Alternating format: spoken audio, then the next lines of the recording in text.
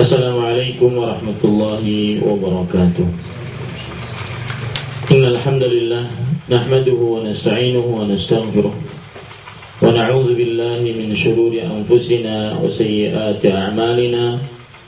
Man yahdihillahu fala mudilla lahu wa man yudlil fala hadiya lahu. Wa asyhadu an la ilaha illallah wahdahu la syarika lahu wa asyhadu anna Muhammadan 'abduhu wa rasuluh. يا أيها الذين آمنوا اتقوا الله حق تقاته ولا تموتن إلا وأنتم مسلمون. يا أيها الناس اتقوا ربكم الذي خلقكم من نفس واحدة وخلق منها زوجها وبث منهما رجالا كثيرا ونساء واتقوا الله الذي تساءلون به والأرحام إن الله كان عليكم رقيبا. يا أيها الذين آمنوا اتقوا الله وقولوا قولا سديدا يصلح لكم أعمالكم ويغفر لكم ذنوبكم ومن يطع الله ورسوله فقد فاز فوزا عظيما. أما بعد فإن خير الحديث كتاب الله وخير الهدي هدي محمد صلى الله عليه وعلى آله وسلم وشر الأمور محدثاتها وكل محدثة بدعة wa kullu bid'atin dhalalah wa kullu dhalalatin finnar. Alhamdulillah, kita bersyukur pada Allah Subhanahu wa taala pada hari ini, hari Selasa tanggal 17 Jumadal Akhirah 1433 Hijriah. Kita duduk bersama untuk mengkaji beberapa ayat suci Al-Quran ataupun hadis-hadis Rasul Sallallahu Alaihi Wasallam. Salawat dan salam semoga selalu Allah berikan kepada Nabi kita Muhammad Sallallahu Alaihi Wasallam, pada keluarga beliau, para sahabat, serta orang-orang yang mengikuti beliau sampai hari kiamat kelak. Saya berdoa dengan nama-nama Allah yang husna dan sifat-sifatnya yang mulia, semoga apa yang kita lakukan sekarang termasuk amal ibadah yang ikhlas dan diterima oleh Allah Subhanahu wa taala, dan akhirnya kita mendapatkan ilmu yang bermanfaat serta bisa mengamalkan apa yang telah kita ilmui. Allahumma amin.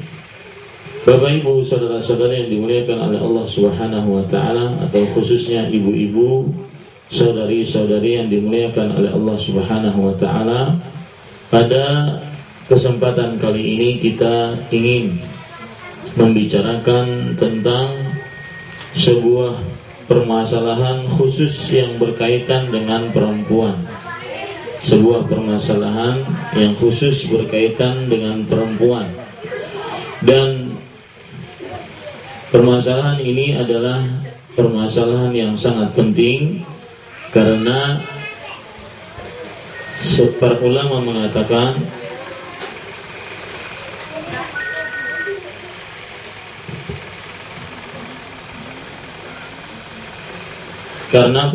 mengatakan sesuatu yang paling berharga bagi seorang wanita muslimah setelah agama dia adalah kesucian dia. Sesuatu yang paling berharga bagi wanita muslimah setelah agama dia adalah kesucian dia.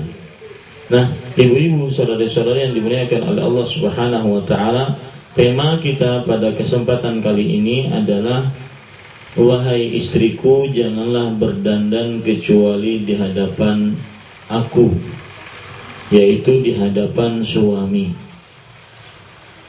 Tema ini nantinya akan menyebutkan tentang pengaruh dan dampak buruk dari berdandannya seorang wanita muslimah tidak di hadapan suaminya.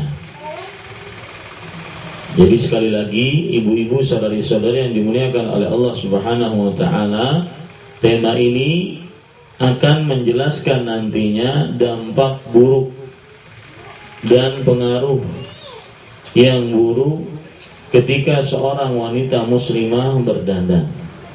Kalau kita lihat Al-Quran, Allah Subhanahu wa ta'ala berfirman, وَقَرْنَا فِي بُيُوتِكُنَّ wala tabarrajna tabarrujal jahiliyatil ula.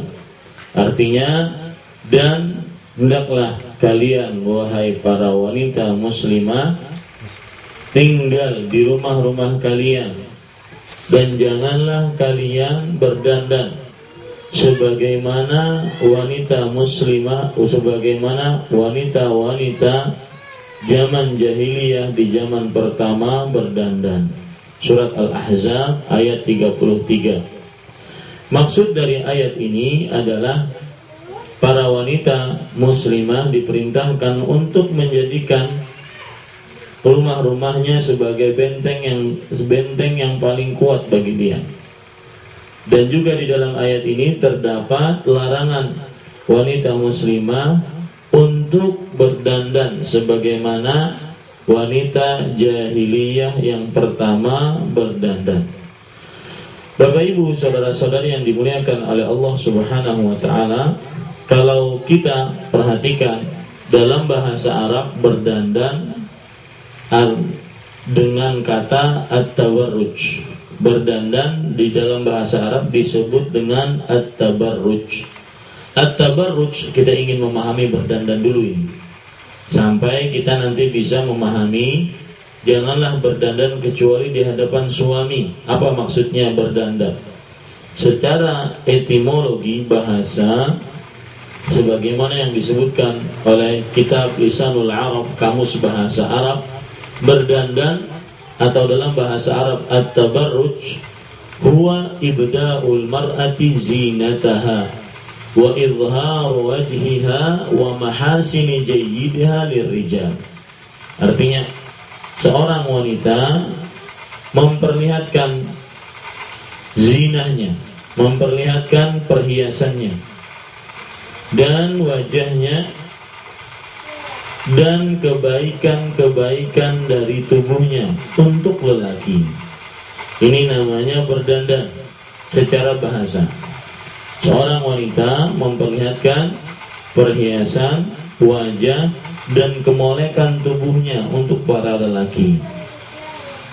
Nah, ibu-ibu, saudari-saudari yang dimuliakan oleh Allah Subhanahu wa taala, kalau kita perhatikan berdandan secara terminologi atau secara istilah syar'i dari perkataan para ulama, maka berdandan artinya adalah izharuz zinah wa ibrazul mar'ati limahasiniha. Artinya, seorang wanita memperlihatkan perhiasan dan kemolekan tubuhnya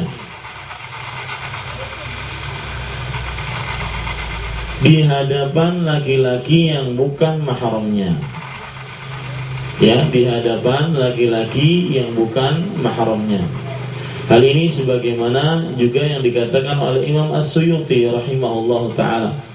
Beliau mengatakan wattabarruj bizzinah ay izharuha linnasil ajanib.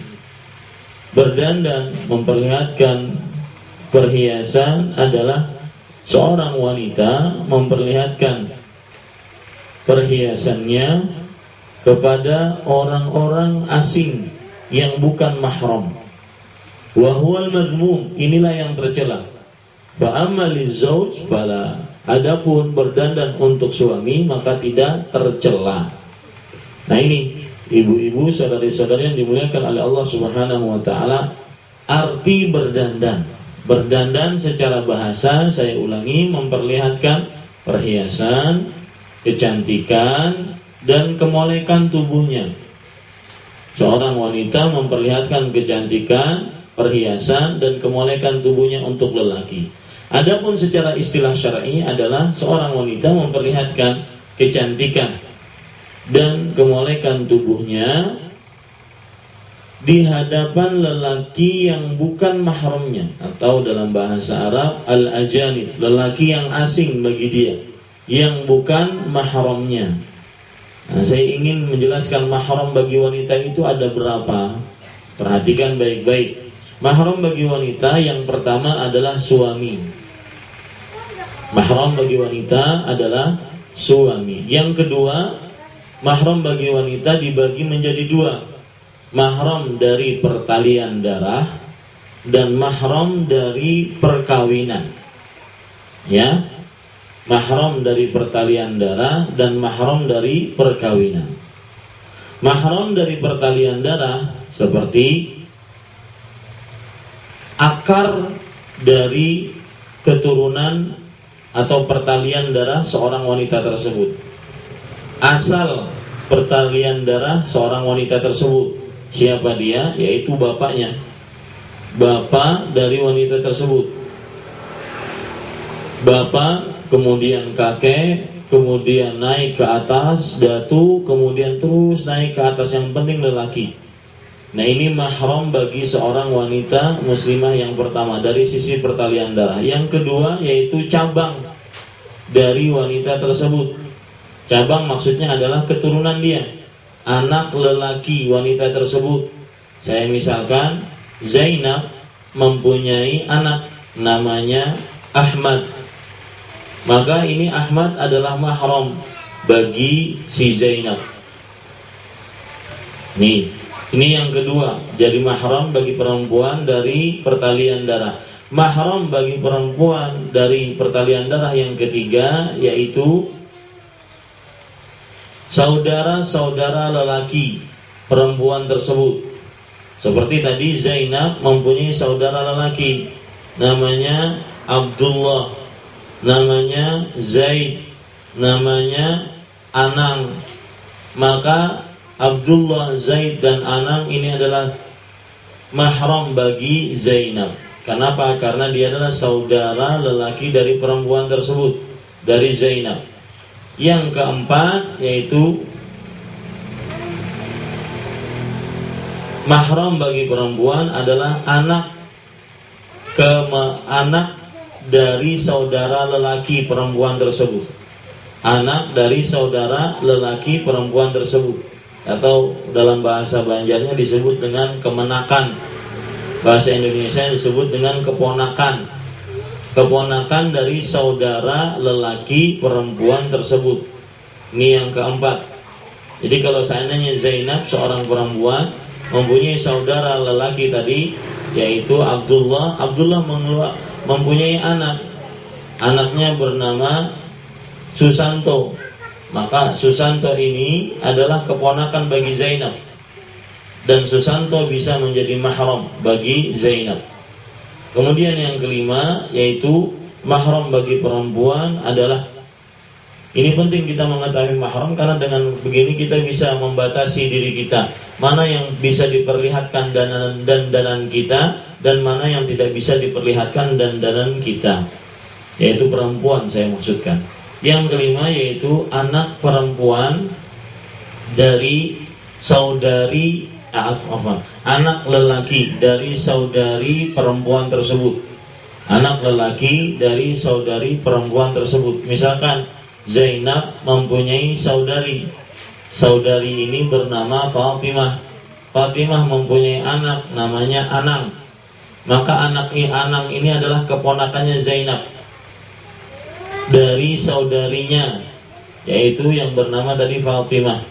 Maka ini mahram, boleh menjadi mahram bagi Zainab. Kemudian yang keenam yaitu paman. Paman lelaki. Paman tentunya lelaki ya. Paman dari saudara bapak. Ya, paman dari saudara bapak. Dalam bahasa Arab disebut dengan am. Kalau saudara bapak kita sebut biasanya paman, bahasa Indonesia. Tetapi dalam bahasa Arab ada pembagian. Kalau dia saudara lelaki bapak disebut dengan am. Ya. Nah ini kalau seandainya Zainab seorang wanita mempunyai bapak. Bapaknya bernama Aziz. Aziz ini mempunyai saudara lelaki. Saudara lelakinya ini adalah paman bagi si Zainab. Saudara lelakinya misalkan bernama Teddy. Maka Teddy ini adalah mahram bagi Zainab. Teddy adalah mahram bagi Zainab. Kenapa? Karena dia adalah pamannya Zainab. Kemudian yang ketujuh, yang terakhir, yaitu mahram bagi perempuan adalah saudara lelaki ibu. Biasa kita menyebutnya apa? Paman. Ya, saudara lelaki ibu.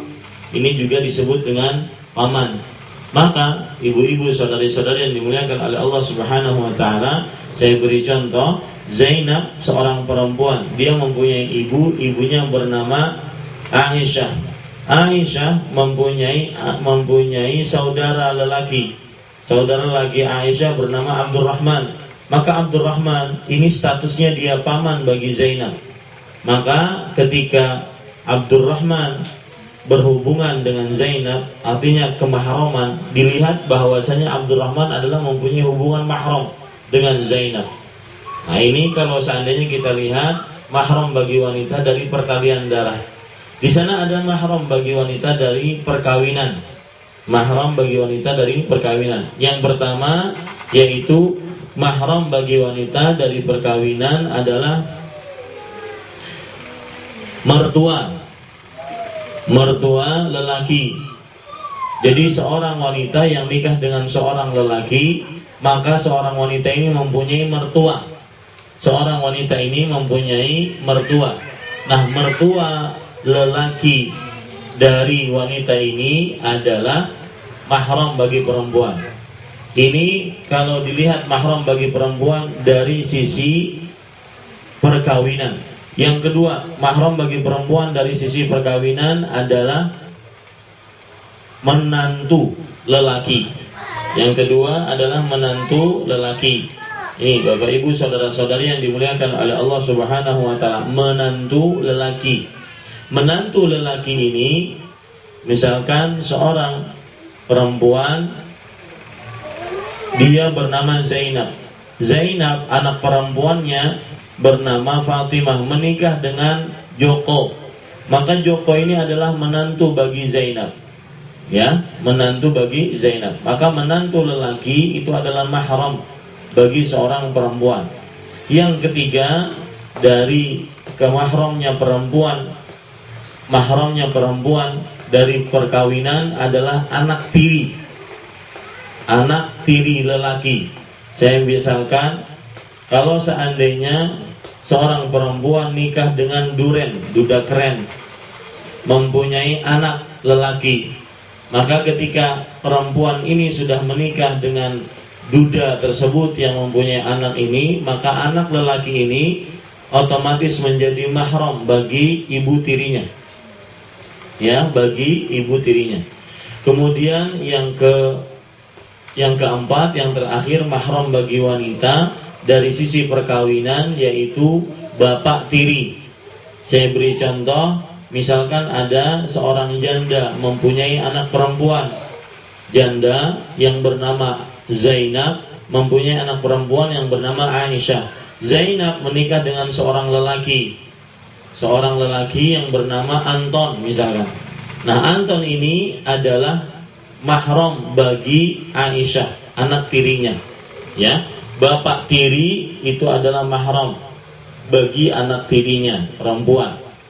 Nah, ini kira-kira ibu-ibu, saudari-saudari yang dimuliakan oleh Allah Subhanahu wa taala, bahwa mahram bagi perempuan itu yang pertama suami, yang kedua kita bisa lihat dari pertalian darah ada 7 orang, yang ketiga kita bisa lihat dari perkawinan ada 4 orang. Nah, kalau sudah kita pahami ini Bapak Ibu, ibu-ibu, saudari-saudari yang dimuliakan oleh Allah Subhanahu wa taala, maka saya ingin menyebutkan bahwasanya di zaman jahiliyah, perhatikan ini ibu-ibu, saudari-saudari yang dimuliakan oleh Allah, di zaman jahiliyah, wanita jahiliyah pakaiannya bagaimana? Dan ini yang dilarang oleh Allah Subhanahu wa taala di dalam Al-Qur'an tadi surat Al-Ahzab ayat 33. Lalu nanti kita bandingkan dengan pakaian wanita di zaman sekarang. Di dalam surat Al-Ahzab ayat 33 tadi Allah Subhanahu wa taala berfirman, "Wala tabarrajna tabarrujal jahiliyatil ula." Janganlah kalian bertabarruj, berdandan di hadapan lelaki yang bukan mahram sebagaimana wanita-wanita jahiliyah generasi pertama berdandan. Nah, bagaimana berdandannya wanita-wanita jahiliyah? Disebutkan dalam tafsir Imam Ibnu Katsir rahimahullahu taala, Yang pertama yaitu wanita jahiliyah berdandan. Perhatikan, wanita jahiliyah berdandan, yaitu kalau dia berjalan dia mempunyai lenggak-lenggok, lemah gemulai yang memfitnah lelaki yang melihat dia berjalan. Ya, yang memfitnah lelaki yang melihat dia berjalan. Ini gaya dandanannya wanita jahiliyah sebelum Islam. Kalau dia keluar rumah, dia berjalan terlalu lemah gemulai, melenggak-lenggokkan kakinya, sehingga lelaki yang lain terfitnah, tergoda oleh dia. Ini dandanannya wanita jahiliyah generasi pertama. Yang kedua, dandanannya wanita jahiliyah generasi kedua yaitu terlalu melemah lembutkan perkataan di hadapan lelaki yang bukan mahramnya. Terlalu melemah lembutkan perkataan di hadapan lelaki yang bukan mahramnya. Ini termasuk dandanan wanita jahiliyah di generasi pertama sebelum Islam. Nah, yang ketiga, ini yang berkaitan dengan pakaian. Dandanannya wanita jahiliyah ya dengan makna yang ketiga yaitu mereka memakai dari atas dari bahu mereka sampai ke bawah long dress. Jadi pakaian rok atau dari atas ke bawah long dress, dari bahu ke bawah menutupi kaki mereka memakai long dress. Dan kepala mereka tutupi dengan kain. Lihat bagaimana wanita jahiliyah mereka berdandan. Dan bandingkan nanti dandanan wanita-wanita di zaman sekarang, terutama muslimah. Mereka kemudian menutup kepala mereka dengan kain. Kain ini mereka tidak ikat di leher mereka. Karena kainnya tidak diikat, maka ketika mereka keluar rumah, maka kain tersebut akan terkibar, ya, yang akhirnya memperlihatkan leher, kemudian telinga, kemudian anting dan sebagian dada. Inilah dandanan wanita jahiliyah sebelum Islam. Berarti kalau kita lihat di zaman sekarang, wanita-wanita yang kadang ada memakai celana lebih pendek daripada celana SD, anak-anak SD, atau kadang memakai pakaian yang kata tukang jahitnya, "Bu, ini belum jadi." Tetapi kata si ibu ini, "Enggak apa-apa, saya ingin pakai, sudah kebelet ingin pakai." Akhirnya semua yang membentuk tubuh dia kelihatan, bagian dada dia kelihatan, kemudian perut dia kelihatan, kemudian bagian belakang juga dia kelihatan. Ada lagi potret wanita di zaman sekarang, umurnya sudah 30-an, bahkan kadang tidak lebih daripada 40-an. Mereka dengan tidak malunya memakai pakaian atau baju-baju anak-anak mereka yang berumur belasan tahun. Sehingga kalau seandainya keluar rumah, mereka memperlihatkan pusarnya, kalau berdiri, kalau menunduk memperlihatkan bagian belakangnya. Ini berarti dandanan seperti ini lebih parah daripada dandanannya wanita-wanita jahiliyah. Yang pertama, berarti kita ini lebih jahil daripada jahiliyah yang pertama. Karena wanita jahiliyah pakaian mereka seperti yang saya katakan tadi, dari atas dari bahu ke bawah memakai long dress. Kemudian mereka menutup kepala mereka, cuma bedanya tidak seperti ibu-ibu sekarang. Ibu-ibu sekarang menutup kepala dan diikat di leher, yang akhirnya sekarang disebut oleh umat Islam, terutama kaum wanita muslimah, sebagai jilbab. Ya, ini ibu-ibu saudari-saudari yang dimuliakan oleh Allah Subhanahu wa taala. Adapun wanita-wanita jahiliyah tidak, mereka tidak ikat di leher mereka, yang akhirnya memperlihatkan leher, memperlihatkan telinga, anting, kalung dan sebagian dada. Itulah dandanan wanita-wanita jahiliyah. Berarti sekali lagi saya katakan, di zaman sekarang dandanan wanita-wanita terutama muslimah di zaman sekarang ya lebih jahiliyah, lebih buruk daripada wanita jahiliyah. Bayangkan seperti saya katakan tadi, ibu-ibu, saudari-saudari yang dimuliakan oleh Allah, kadang ada celana yang lebih pendek daripada celana SD dipakai oleh orang-orang dewasa, wanita-wanita dewasa. Ya. Dan sebagian orang kadang-kadang saking sudah biasanya memakai seperti itu, mereka sudah tidak malu lagi. Saking rendahnya wanita seperti ini, sampai binatang yang biasanya nemplok di kotoran-kotoran, ya, lalat bisa mencicipi paha dia.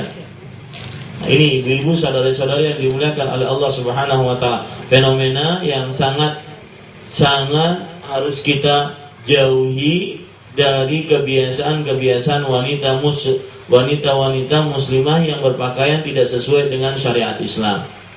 Sekarang, untuk menanggulangi bagaimana wanita-wanita tidak berdandan kecuali di hadapan mahramnya, kecuali di hadapan suaminya, coba perhatikan sekarang. Saya akan menyebutkan beberapa dampak dan akibat buruk dari seorang wanita tidak berdandan di hadapan suaminya.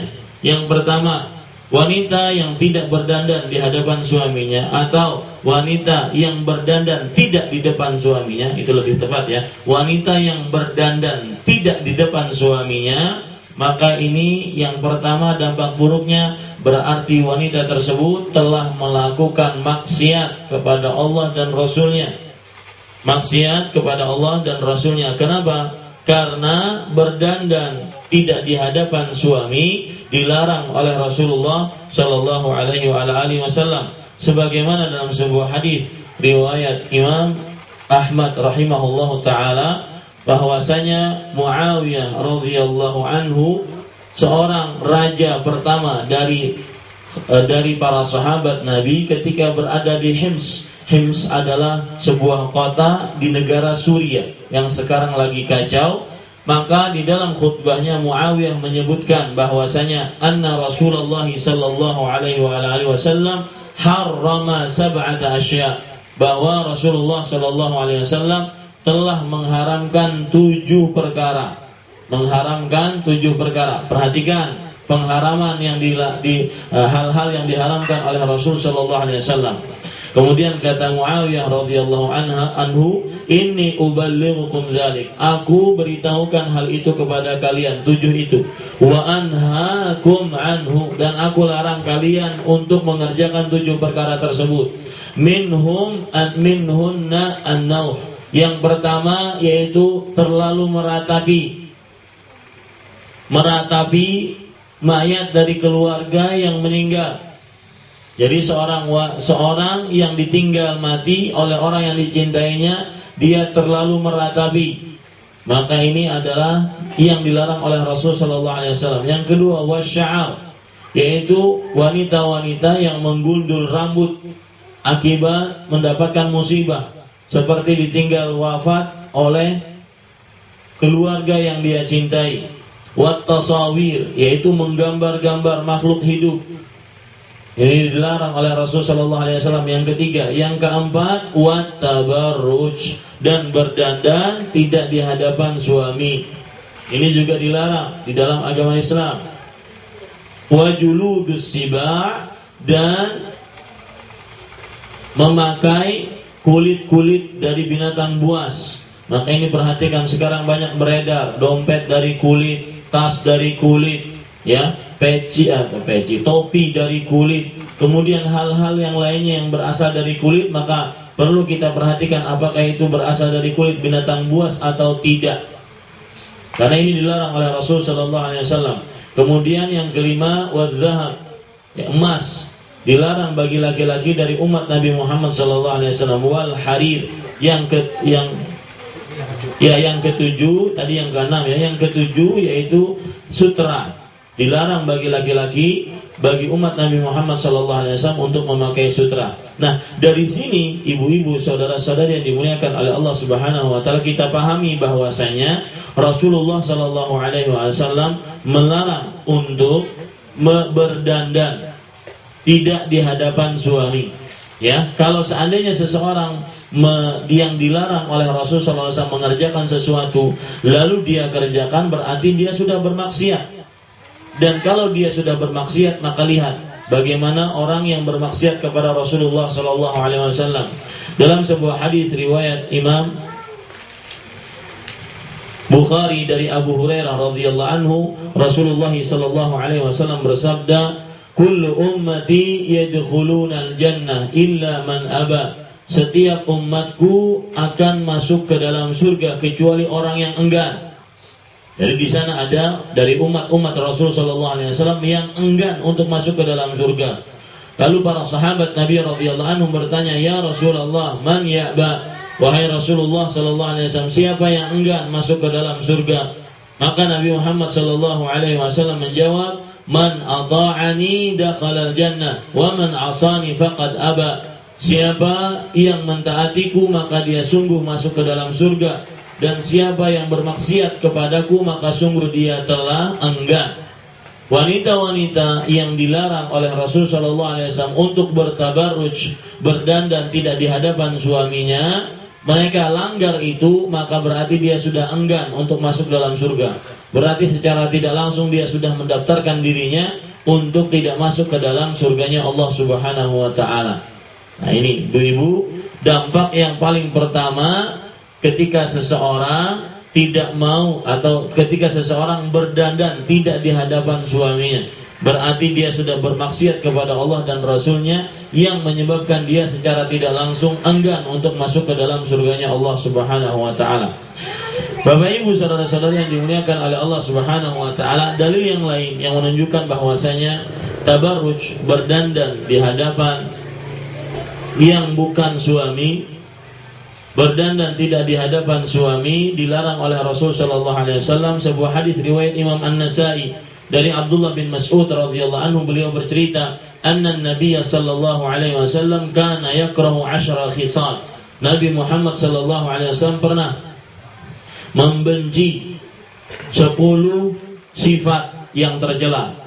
Wa dzakara minha, dan Nabi Muhammad sallallahu alaihi wasallam menyebutkan 10 sifat tersebut, yaitu wat tabarruj bizina li ghairi mahalliha, berdandan dengan memperlihatkan perhiasan tidak pada tempatnya, ya, berdandan dengan memperlihatkan perhiasan tidak pada tempatnya.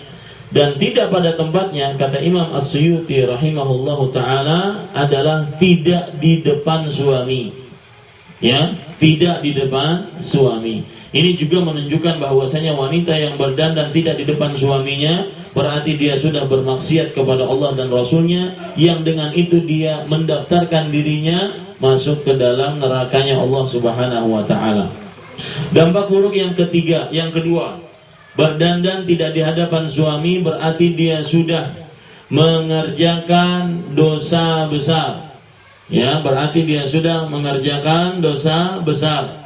Dalam sebuah hadis yang diriwayatkan oleh Umaymah bintu Ruqaiqah radhiyallahu anha, ja'at ila Rasulillah sallallahu alaihi wasallam tubayi'uhu 'ala al-Islam. Umaymah adalah seorang sahabat wanita di zaman Rasul sallallahu alaihi wasallam.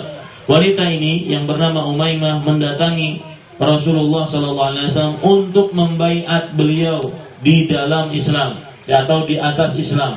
Lalu Nabi Muhammad sallallahu alaihi wasallam bersabda, "Ubayyuki ala alla tusyriki billah wa la tasriqi wa la tazni wa la taqtuli waladaki wa la ta'ti bi buhtanin tabtarinahu baina yadayka wa rijlayka wala tanuhi wala tatabarruji tabarrujal jahiliyatil ula." Artinya, coba perhatikan dampak buruk yang kedua bagi wanita yang berdandan tidak di hadapan suaminya, berarti dia sudah melakukan dosa besar yang membinasakan. Dari mana kita tahu bahwasanya berdandan tidak di hadapan suami melakukan, berarti wanita tersebut sudah melakukan dosa besar?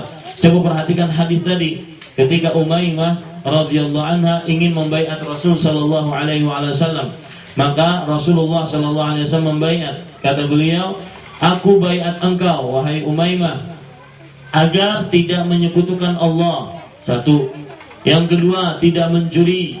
Yang ketiga, tidak berzina. Yang keempat, tidak membunuh anakmu.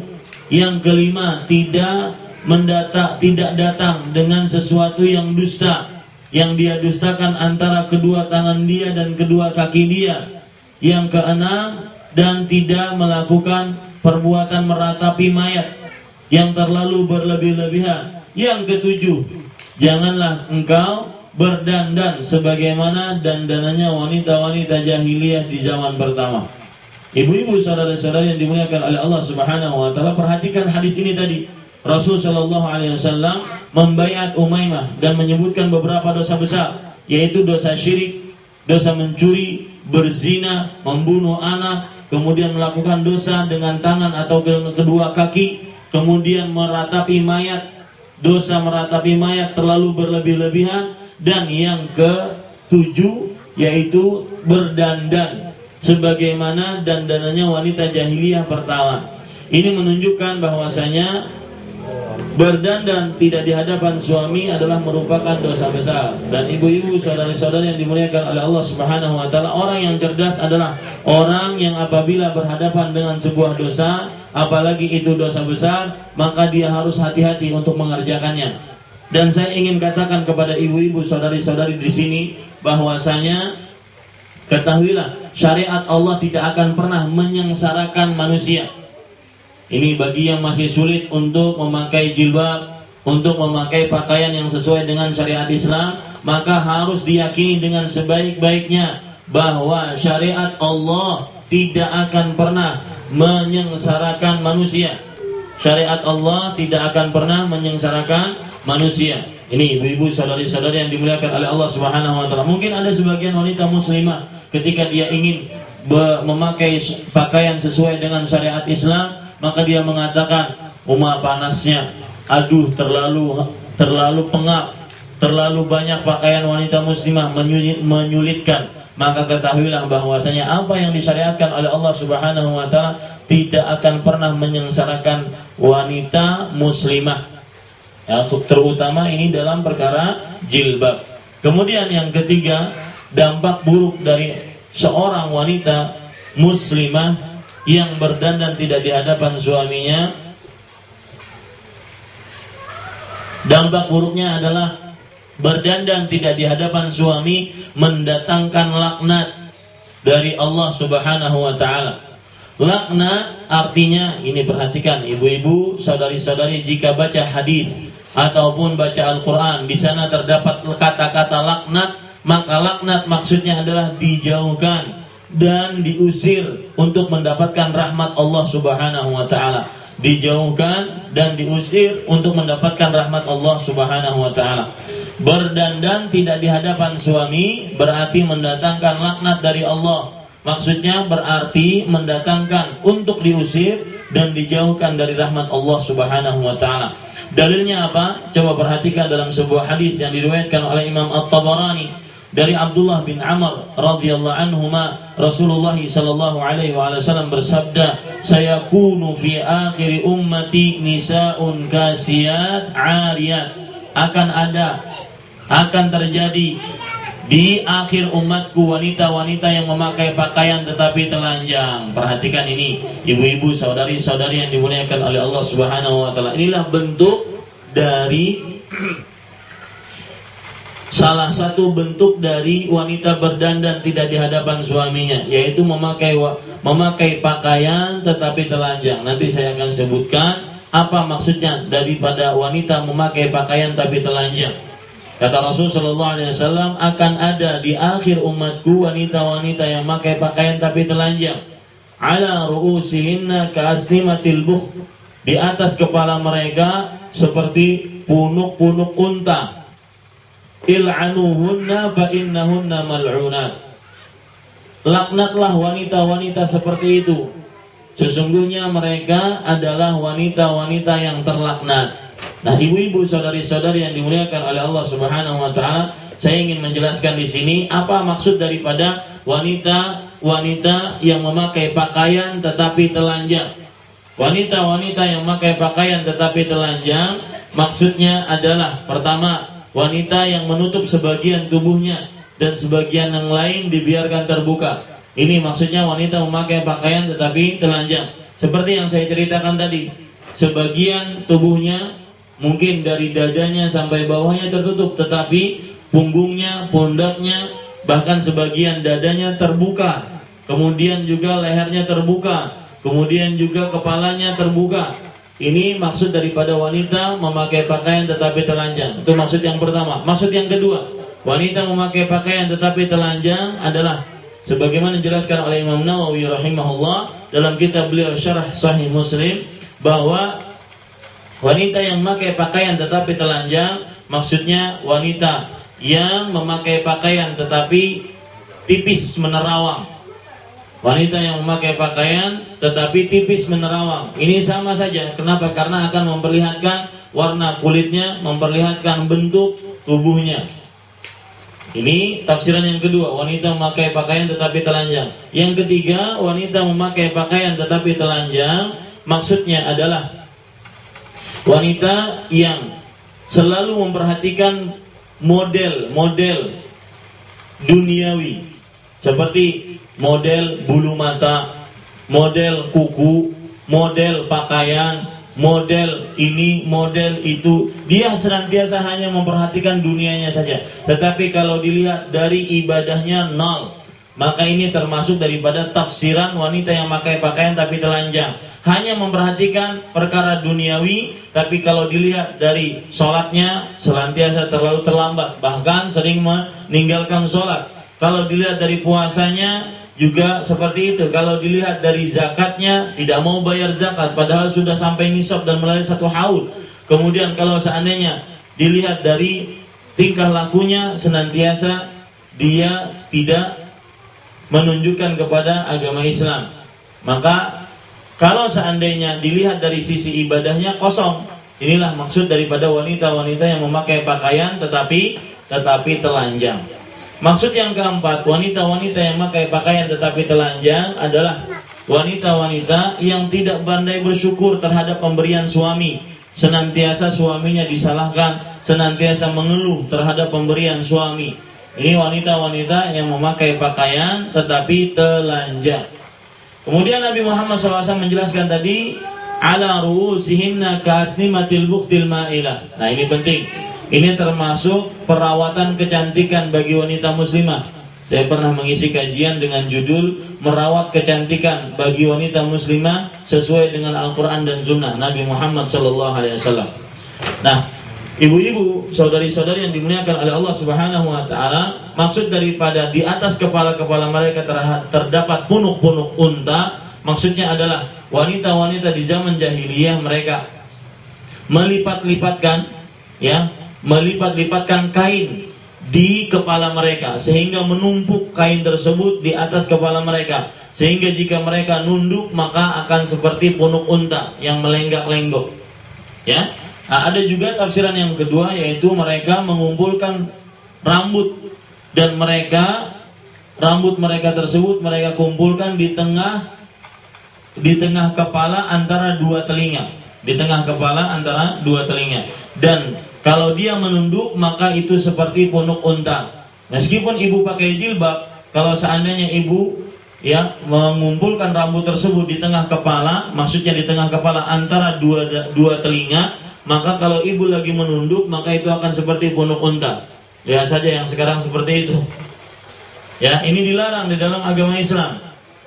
Karena Rasul sallallahu alaihi wasallam mengatakan il'anuhunna fa innahunna mal'unat. Laknatlah mereka para wanita-wanita tersebut, karena wanita-wanita tersebut adalah wanita-wanita yang terlaknat, artinya dijauhkan dari rahmat Allah Subhanahu wa taala dan diusir. Nah, ini dampak buruk yang ketiga, yang mana seorang wanita muslimah berdandan tidak di hadapan suaminya. Dampak buruk yang keempat, ini juga berbahaya dan hadisnya hampir sama dengan hadis sebelumnya, yaitu wanita yang berdandan tidak di hadapan suaminya, maka dia termasuk dari penghuni neraka. Ya, dari penghuni neraka. Sebelum saya lanjutkan poin yang keempat ini, saya ingin sedikit berbicara tentang kecantikan wanita muslimah. Secara ringkas saja, kecantikan wanita muslimah yang pertama yaitu memotong kuku, ya, kemudian menghabiskan bulu ketiak, kemudian menghabiskan, mohon maaf, bulu kemaluan. Kemudian setelah itu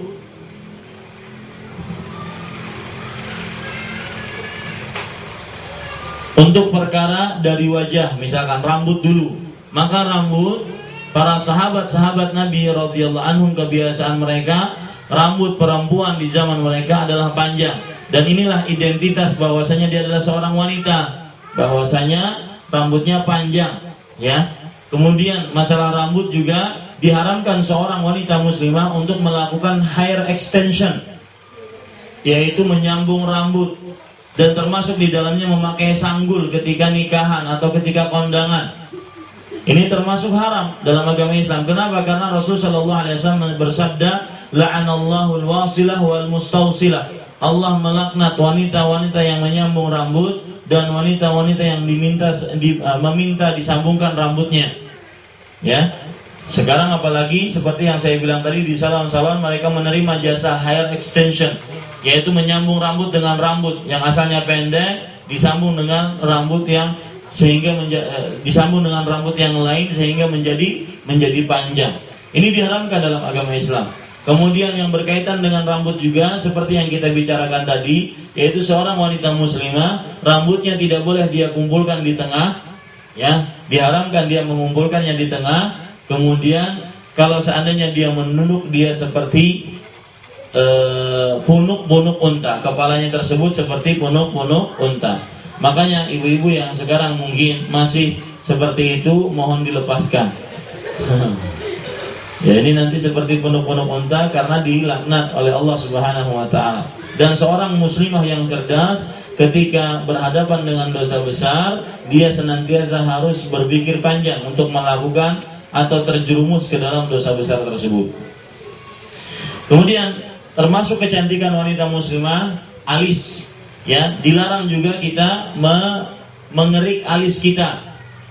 Dilarang kita mengerik alis kita, sebagaimana sabda Nabi Muhammad SAW, la'anallahu an-namisat wal mutanammisat. Allah melaknat wanita-wanita yang mengerik alisnya dan wanita-wanita yang diminta kerik alisnya. Kadang-kadang juga alisnya tersebut, ya, sangat buruk di wajah dia. Ada yang terlalu ke atas, ada yang terlalu ke bawah, ada yang muter-muter. Ya, ini tidak benar. Dan saya pribadi, saya nggak tahu laki-laki ada di sini di hadapan saya ada 4 orang. Saya pribadi yang menganggap seorang wanita yang membuat alis malah bukan tambah cantik, tetapi tambah buruk rupanya.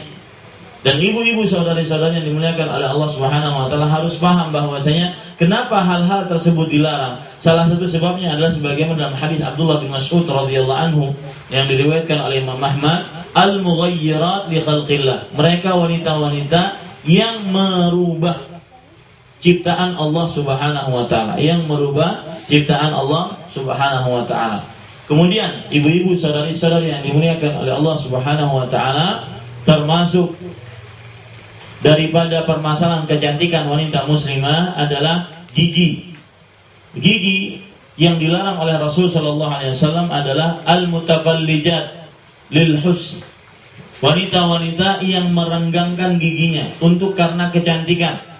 Artinya mungkin ada seorang wanita yang ingin giginya diperbaiki karena kecantikan, maka ini tidak diperbolehkan dalam agama Islam. Pertanyaannya sekarang, kalau seandainya pakai behel gimana? Maka jawabannya, untuk apa dia tujuan pakai behel? Apakah tujuannya untuk mempercantik diri atau tujuannya untuk kesehatan? Karena berbagai macam alasan seorang wanita, bahkan bukan hanya wanita sekarang, tetapi seorang lelaki memakai behel. Nah, ini termasuk pembicaraan yang dibicarakan ketika kita berbicara tentang kecantikan wanita muslimah. Kemudian juga ada pertanyaan, kalau seandainya alis saya, Ustaz, saya seorang wanita yang mana Allah menciptakan alis saya tersambung, kanan dengan kirinya tersambung, kira-kira boleh tidak saya rapikan alis saya ini? Maka jawabannya, jika alis tersebut tersambung dan bentuk rupa Anda masih sebagai seorang wanita tidak merubah dengan parah kecantikan dan juga kewanitaan Anda, maka dibiarkan saja. Ya, dibiarkan saja. Ini juga berlaku, hukum ini berlaku bagi kalau seandainya di wajah wanita atau di atas bibir atas wanita terdapat kumis, maka apakah seorang wanita muslimah boleh mengeriknya atau boleh menghabiskan kumis tersebut? Maka jawabannya, ibu-ibu, saudari-saudari yang dimuliakan oleh Allah Subhanahu wa taala, kalau seandainya kumis dan bulu-bulu yang ada di wajah ataupun yang di leher ataupun yang ada di telinga ini sangat mengganggu dan juga sangat memperburuk rupa dari wanita tersebut maka diperbolehkan, tetapi pada asal hukumnya dibiarkan saja. Ya, ini yang berkaitan dengan gigi. Kemudian yang berkaitan dengan rambut, masih berkaitan dengan rambut. Bolehkah seorang wanita muslimah untuk mengecat rambutnya? Dan juga termasuk di dalamnya, bolehkah seorang wanita muslimah untuk memberikan kotek pada kukunya? Maka jawabannya, seorang wanita muslimah diperbolehkan jika diperlukan, karena mungkin rambutnya putih, ya, rambutnya sangat putih, maka diperbolehkan wanita muslimah untuk melakukan mencat rambutnya. Tetapi cat tersebut bukan cat yang dipakai oleh orang-orang yang dengan kita mengecat rambut kita tersebut akhirnya air wudhu tidak masuk ke dalam kulit-kulit dari kepala kita, karena tertahan dengan cat tadi. Adapun kalau seandainya dengan mengecat dengan menggunakan mengecat menggunakan pacar atau disebut dengan hinna, ya, disebut dengan hinna, maka Bapak Ibu saudara-saudari yang dimuliakan oleh Allah Subhanahu wa taala, ini diperbolehkan. Begitu juga ketika kita memakai kotek di kuku. Kalau seandainya itu adalah pacar, tidak menutup masuknya air ke dalam kuku dan juga ke dalam pori-pori kulit di tangan, maka ini masih diperbolehkan. Adapun kotek yang menahan dari air, ya, sehingga air tersebut tidak masuk, maka Bapak Ibu saudari-saudari yang dimuliakan oleh Allah Subhanahu wa taala, ini termasuk dilarang dalam agama Islam. Bapak Ibu saudara-saudari yang dimuliakan oleh Allah Subhanahu wa taala, poin yang keempat tadi, dampak buruk dan pengaruh buruk dari bertabarruj, yaitu berdandan tidak di depan suami, yaitu dia termasuk penghuni neraka. Ini sudah kita tulis tadi, penghuni neraka. Dalam sebuah hadis riwayat Imam Muslim dari Abu Hurairah radhiyallahu anhu, Rasulullah sallallahu alaihi wasallam bersabda, "Sinfani min ahli nar lam arahuma." Dua penghuni neraka yang aku belum pernah melihat keduanya. Yang pertama, qaumun ma'ahum siyatun ka'adnabil baqar yadribuna bihan nas. Yang pertama yaitu orang-orang yang mempunyai cemeti-cemeni, cambuk-cambuk seperti ekor-ekornya sapi, yang mana dengan cambuk tersebut mereka memukuli orang-orang tanpa kebenaran.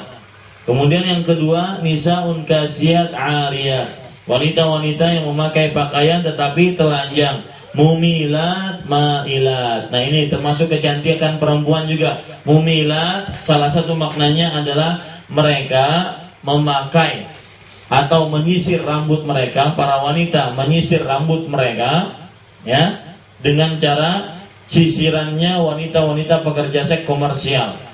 Nah, di zaman Arab jahiliyah mereka mempunyai khusus, ya, pekerja seks komersial mempunyai khusus bagaimana tata cara menyisir di antara mereka.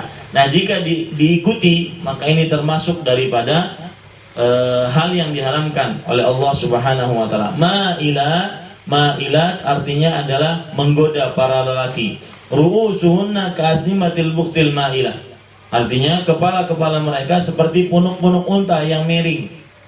Ini sekali lagi ibu-ibu saudari-saudari yang dimuliakan oleh Allah Subhanahu wa taala, jika ada sekarang dia memakai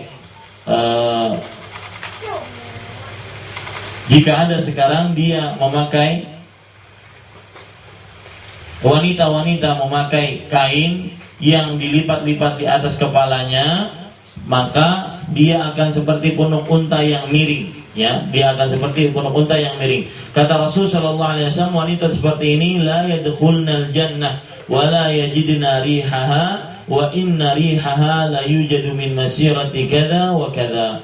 Artinya mereka tidak akan masuk ke dalam surga. Wanita seperti tadi tidak akan masuk ke dalam surga. Maka saya katakan tadi, jangan main-main dengan perkara seperti ini. Ya, jangan dijadikan sebagai bahan pengetahuan saja kemudian lewat di dalam dirinya, tetapi diamalkan. Kata Rasulullah SAW, la yadkhulnal jannah, wanita-wanita seperti tidak akan masuk ke dalam surga. Bahkan bukan hanya tidak masuk ke dalam surga, bahkan baunya saja tidak mencium. Wala yajidna rihaha, dan mereka para wanita tersebut tidak akan mendapatkan baunya. Sedangkan baunya ibu-ibu, saudari-saudari yang dimuliakan oleh Allah Subhanahu wa taala, baunya bisa dicium dari perjalanan 500 tahun. Maksudnya kalau seandainya di kandangan ini saya berjalan dari kandangan selama 500 tahun, maka bagaimana jauhnya? Sangat jauh. Nah, sejauh itu wanita-wanita yang berdandan tidak di depan suaminya tidak akan mencium bau surga, tidak akan mencium bau surga. Wallahu a'lam. Kemudian yang kelima, Bapak Ibu, saudari-saudari yang dimuliakan oleh Allah Subhanahu wa taala, termasuk daripada dampak buruk wanita yang bertabarus tidak di depan suaminya, yaitu wanita tersebut di dalam dirinya terdapat sifat kemunafikan. Di dalam dirinya terdapat sifat kemunafikan. Yang keberapa? Yang kelima, wanita tersebut tidak di dalam dirinya terdapat sifat kemunafikan. Ibu-ibu, saudari-saudari yang dimuliakan oleh Allah Subhanahu wa taala, apa dalilnya bahwasanya wanita yang berdandan tidak di hadapan suaminya, dia berarti di dalam dirinya mempunyai sifat kemunafikan? Dalam sebuah hadis yang diriwayatkan oleh Imam Baihaqi dari Abu Adzinah As-Sadafi radhiyallahu anhu, beliau berkata bahwa Rasulullah sallallahu alaihi wasallam bersabda, "Khairu nisaikum al-wadudul walud." Sebaik-baik sebaik-baik istri kalian adalah wanita yang pecinta, yang romantis. Dan yang kedua, wanita yang banyak melahirkan anak. Al-muwatiyah wal muwasiyah. Al-muwatiyah yang senantiasa jika dipanggil dia senantiasa siap melayani suaminya. Wal muwasiyah adalah seorang wanita yang senantiasa tenggang rasa. Nah, sedikit saya berbicara tentang keharmonisan keluarga. Kiat, salah satu kiat untuk keluarga kita harmonis adalah tenggang rasa.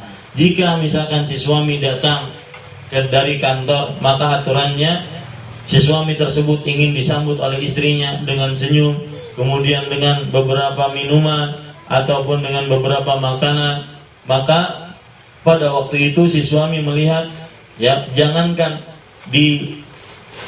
dihadapi dengan senyum, ternyata istrinya sebelah pipi kanan terdapat minyak goreng, sebelah pipi kiri terdapat minyak tanah, kemudian tertidur dan ngorok di samping anak-anaknya.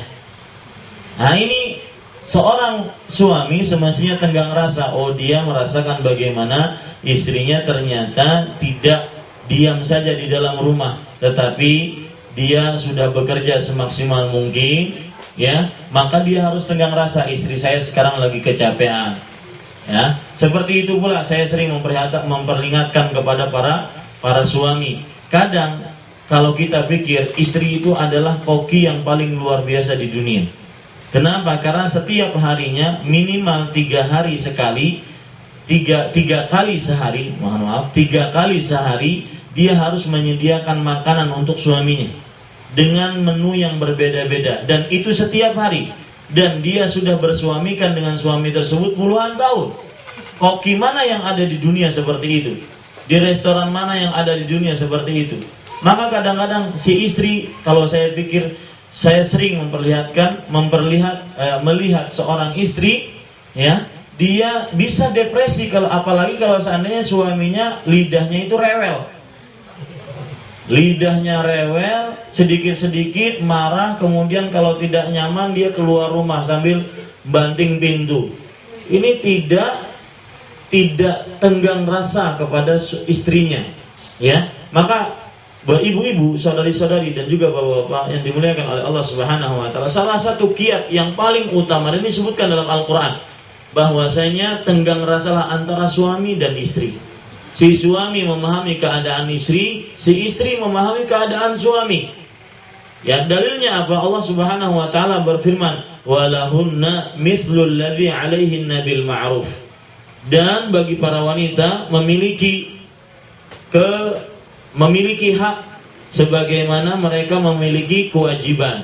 Walahunna mithlul ladzi 'alaihinna bil ma'ruf. Surat sebentar.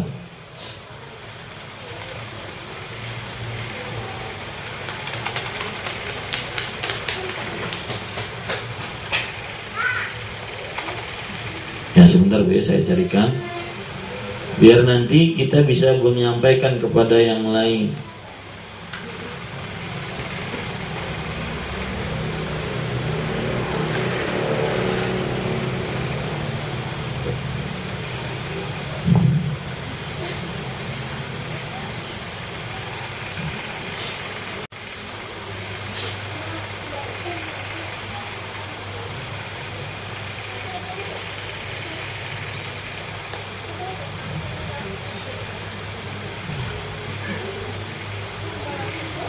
Ya, surat Al-Baqarah ayat 228. Allah Subhanahu wa taala berfirman, "Walahunna mithlul ladzi 'alaihinna bil ma'ruf." Artinya, dan para wanita memiliki hak sebagaimana mereka mempunyai kewajiban dengan baik. Abdullah bin Abbas radhiyallahu anhuma menafsiri ayat ini, beliau mengatakan, sebagaimana seorang lelaki, seorang suami ingin mendapatkan haknya, maka hendaklah dia tunaikan kewajibannya. Begitu pula seorang istri, jika ingin mendapatkan haknya, hendaklah dia tunaikan kewajibannya. Jadi ibu-ibu, saudari-saudari yang dimuliakan oleh Allah Subhanahu wa taala, dia harus tenggang rasa dengan pasangannya. Baik si suami tenggang rasa kepada istrinya, si istri tenggang rasa kepada suaminya. Kalau dilihat si suaminya pulang ke rumah dalam keadaan muka masam, tidak enak dipandang, maka janganlah seorang istri dalam keadaan seperti itu, ayo mas kita pergi sekarang, saya ingin beli ini. Ditanya dulu suaminya apa ada masalah di luar rumah, di kantor dan sebagainya. Ini termasuk tenggang rasa di antara suami istri. Nah, saya menjelaskan itu tadi kenapa? Karena Nabi Muhammad SAW menyatakan sebaik-baik istri-istri kalian adalah al-muwasiyah. Al-muwasiyah adalah wanita-wanita yang tenggang rasa terhadap suaminya. Idza taqainallah, jika kalian wahai para wanita bertakwa kepada Allah Subhanahu wa taala. Kemudian kebalikan dari itu, dan seburuk wasyarru nisaikum, dan seburuk-buruk istri-istri kalian adalah al-mutabarrijat, wanita-wanita yang berdandan tidak di hadapan suaminya. Al-mutakhayyilat, yang suka menghayal. Menghayal maksudnya apa? Dia suka menghayal ingin masuk surga tetapi tidak mengerjakan sebab-sebab bagaimana menyampaikan dia ke dalam surganya Allah Subhanahu wa taala. Nah, perlu diperhatikan Bapak Ibu, saudara-saudari yang dimuliakan oleh Allah Subhanahu wa taala, ada sebuah pemandangan yang sangat menarik untuk kita perhatikan, bahwa seorang jika ingin sampai kepada sebuah tempat, maka dia harus berjalan di jalan yang menuju tempat tersebut. Seperti seseorang ingin sampai ke dalam surga, maka dia harus jalan yang menunjukkan dia ke dalam surga. Jangan dia jalan selain jalannya surga, maka dia akan sampai ke dalam surga. Kalau seandainya dia ingin masuk ke dalam surga tetapi jalan selain jalannya menuju surga, maka ini namanya al-mutakhayyilat, wanita-wanita yang cuma bisa menghayal. Dan fa inna safinata la tamshi 'alal yabas, sesungguhnya perahu atau kapal tidak akan berlayar di atas daratan. Itu tidak mungkin. Tidak akan kapal, perahu ya sampai ke tempat tujuannya kalau seandainya dia hanya berada di atas daratan. Makanya kalau seorang muslim, baik wanita ataupun lelaki, jika ingin masuk ke dalam surga, maka dia harus menjalani jalan yang menyampaikan dia ke dalam surga. Tidak bisa dia jalan di jalan yang tidak menyampaikan dia ke dalam surga, maka tidak akan sampai. Kata Rasul sallallahu alaihi wasallam, "Wa hunnal munafiqat." Wanita-wanita yang berdandan tidak di hadapan suaminya, suka menghayal, mereka itu adalah wanita-wanita munafik. Kalau wanita-wanita munafik bagaimana? La yadkhulul jannata minhunna illa mithlul gharabil a'sam. Tidak akan masuk surga dari wanita-wanita seperti ini kecuali seperti burung gagak yang a'sam. Burung gagak a'sam, ibu-ibu, saudari-saudari yang dimuliakan oleh Allah, adalah burung gagak yang di paruh dan di kakinya ada warna putih. Itu jarang terjadi. Atau warna hitam. Itu sangat jarang terjadi. Maksudnya apa? Tidak akan masuk ke dalam surga dari wanita-wanita yang suka berdandan tidak di hadapan suaminya, dan juga wanita-wanita yang munafik tadi, kecuali seperti adanya burung gagak, dan itu sangat jarang. Ya, burung gagak yang a'sam tadi. Ini ibu-ibu, saudari-saudari yang dimuliakan oleh Allah Subhanahu wa taala. Kemudian Bapak Ibu saudara-saudari yang dimuliakan oleh Allah Subhanahu wa taala, termasuk dampak buruk dari seorang wanita muslimah berdandan tidak di hadapan suaminya, berarti dia sudah menurunkan harga dan martabat dia, harga diri dan martabat dia. Wanita yang berdandan tidak di hadapan suaminya, berarti dia sudah menurunkan harga diri dan martabat dia.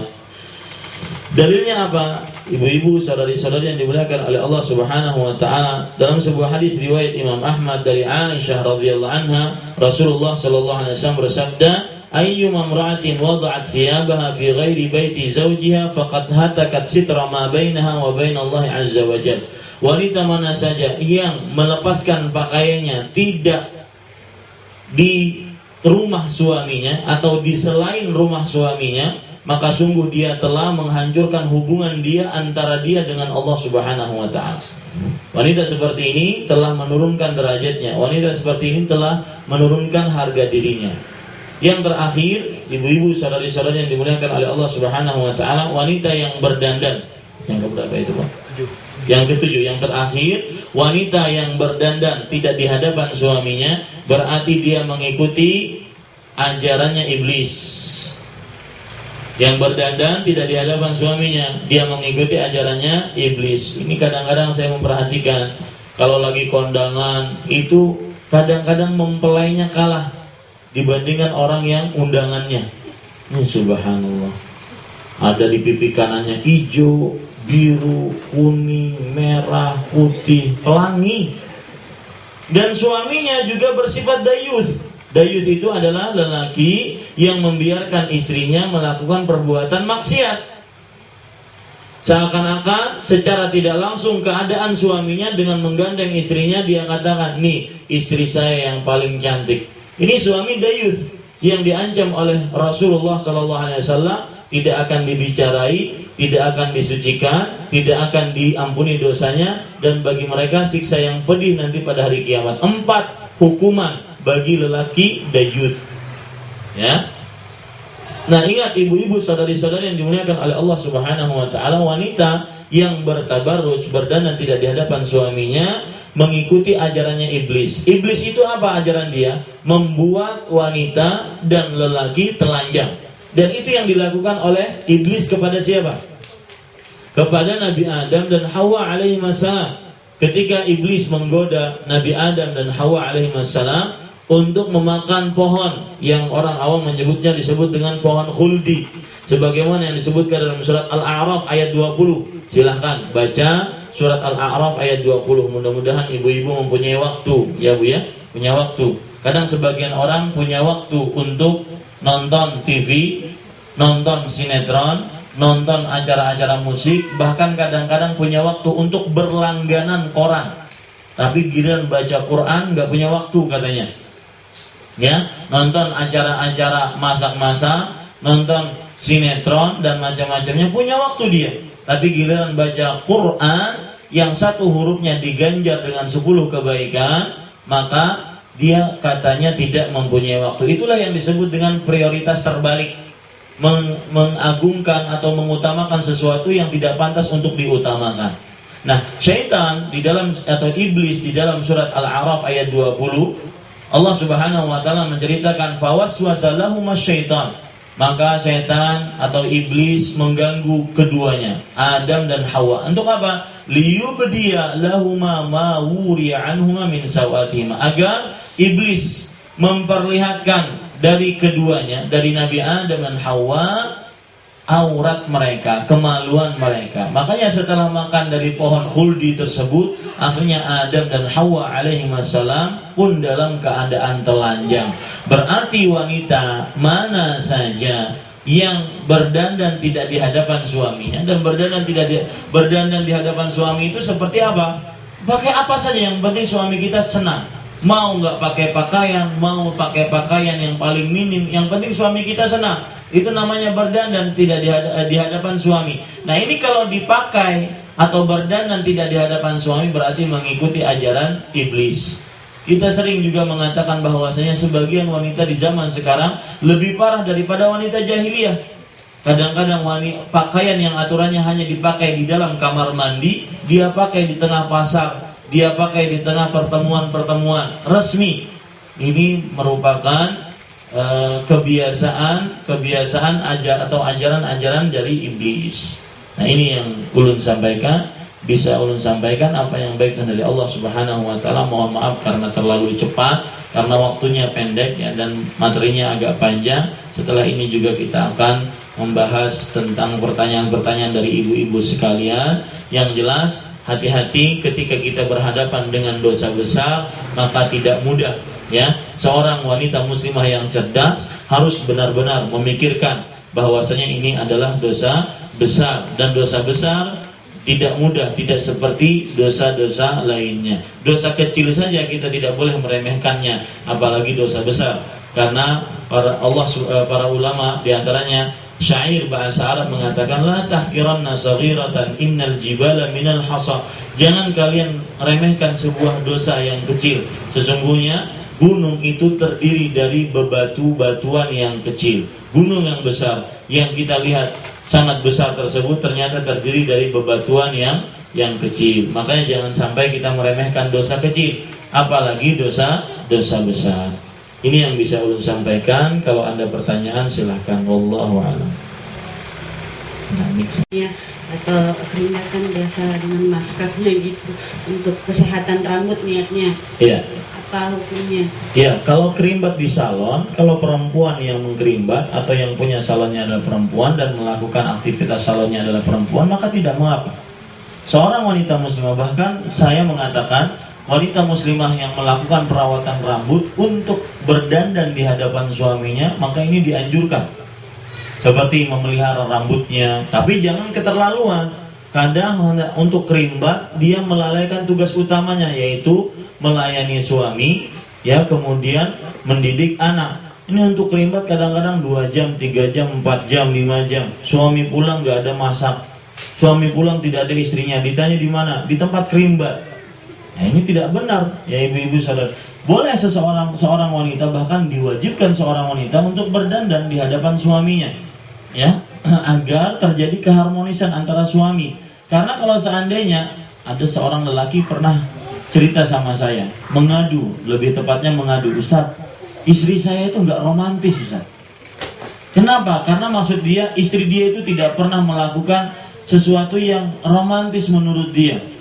Saya bilang kepada teman saya ini yang bertanya, Anda mengetahui romantis tidak romantis?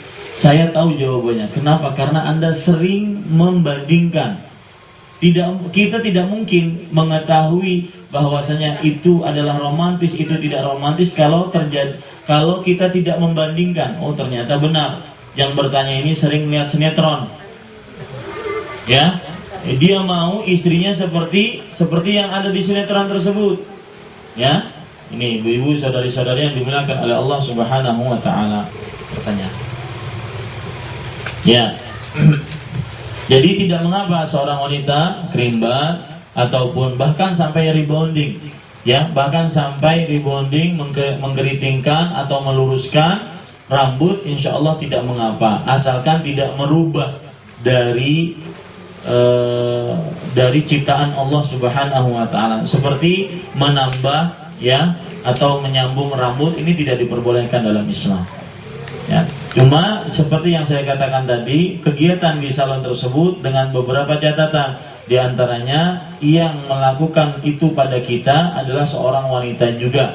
Yang kedua, yaitu tidak melalaikan kewajiban terhadap suami atau kewajiban dia terhadap rumah suaminya.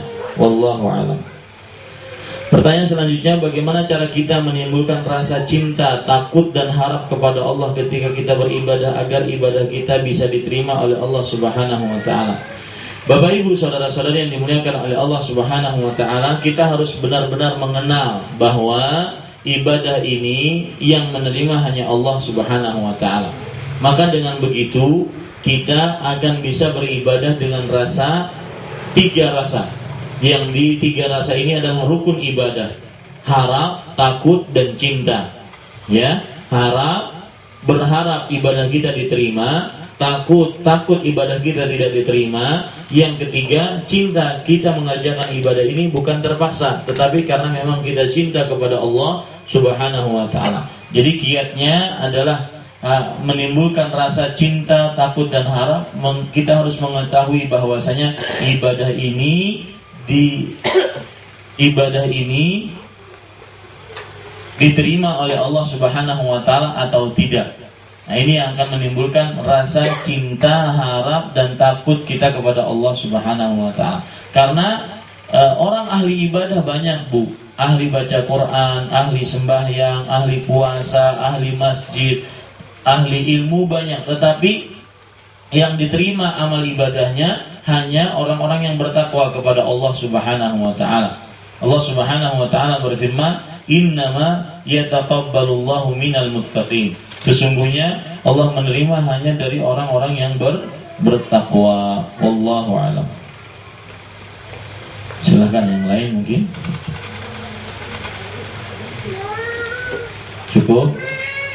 Dan yang mengerjakan wanita tapi non muslim seperti apa? Bagus pertanyaannya.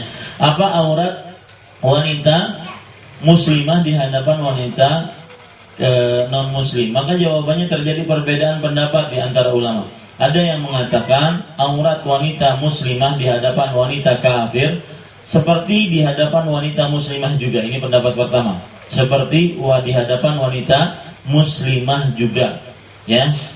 Jadi aurat wanita muslimah di hadapan wanita muslimah bagaimana? Yang seperti biasa kebiasaan terlihat maka boleh diperlihatkan. Seperti kepala, rambut, leher, kemudian dada, lengan, tangan, kemudian paha, kemudian kemudian betis. Maka ini diperbolehkan untuk dilihat di antara wanita muslimah, ya. Menurut pendapat yang pertama diperbolehkan juga di hadapan wanita yang kafir. Nah, pendapat yang kedua lebih hati-hati, yaitu aurat wanita muslimah di hadapan wanita kafir itu seperti aurat wanita muslimah di hadapan lelaki yang bukan mahramnya. Di hadapan lelaki yang bukan mahramnya, ya. Jadi dia semestinya harus menutup. Kalau seandainya menurut pendapat kedua, dia harus menutup sebagaimana dia di hadapan lelaki yang bukan mahramnya. Maka sepesan saya, ya, lebih baik kita mencari salon-salon yang di sana wanita, tetapi juga wanitanya ini adalah wanita muslimah. Agar kenapa? Karena biasanya wanita-wanita kafir mereka tidak bisa menjaga rahasia, ya, tidak bisa menjaga rahasia kita sebagai wanita muslimah. Wallahu a'lam. Silakan yang lain.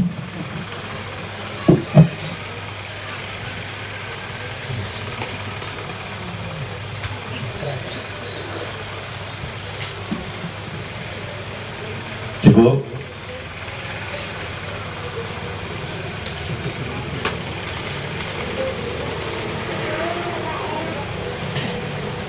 Ya, kalau tidak ada pertanyaan kita cukupkan dengan kafaratul majlis. Sebelumnya apa yang baik yang dari Allah Subhanahu wa taala, apa yang buruk itu dari saya pribadi dan dari syaitan, saya memohon ampun kepada Allah Subhanahu wa taala. Subhanakallahumma bihamdika asyhadu an la ilaha illa anta astaghfiruka wa atubu ilaik. Wassalamualaikum warahmatullahi wabarakatuh.